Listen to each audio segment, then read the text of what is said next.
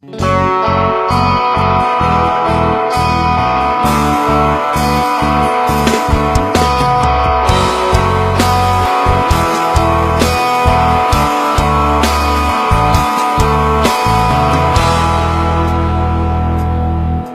อยากจะลื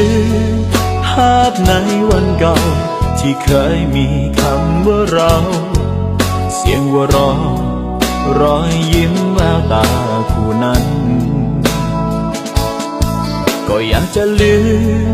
ถ้อยคำดีๆที่เธอเคยบอกรักฉันอ้อมกอดวันนั้นยังอบอุ่นถึงวันนี้และเธอจำได้ไหมวันที่เธอร่ำลาเธอจึงพูดได้อย่างง่ายดาย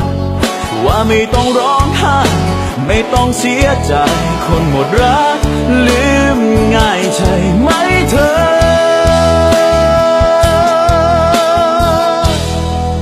ลืมได้คงลืมไปนานแล้วลืมได้คงมีไม่ไปนานแล้วลืมง่ายก็คงจบแล้วไม่ต้องมาพร่ำเพ้อหาเธออยู่อย่างนี้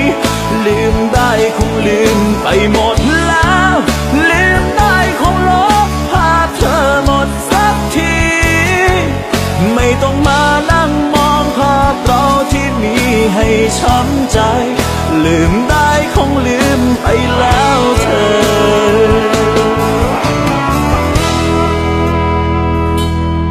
ก็อยากจะจำว่าเป็นคนเก่าและเขาก็คือคนใหม่บอกตัวเองว่าต้องทำใจยอมรับแต่แค่ได้เห็นว่าเธอมีใครก็ทรมานทั้งใจเพราะที่ตรงนั้นก่อนนั้นเคยเป็นของฉันลืมได้คงลืมไปนานแล้วลืมได้คงมีไม่ไปนานแล้วลืมง่ายก็คงจบแล้วไม่ต้องมาพร่ำเพ้อหาเธออยู่อย่างนี้ลืมได้คงลืมไปหมดแล้วลืมได้คงลบภาพเธอหมดสักทีไม่ต้องมานั่งมองภาพเรา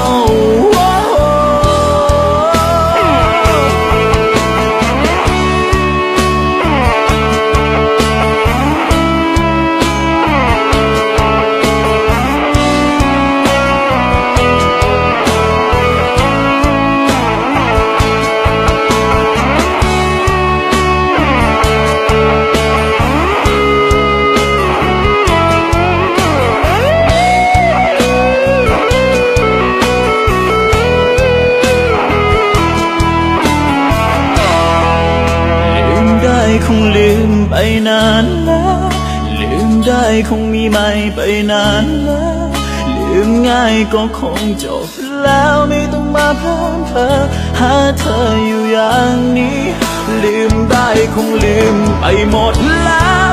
ลืมได้คงลบภาพเธอหมดสักที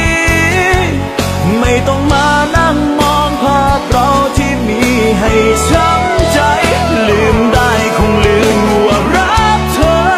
ลืมได้คงไม่คิดถึงเธอ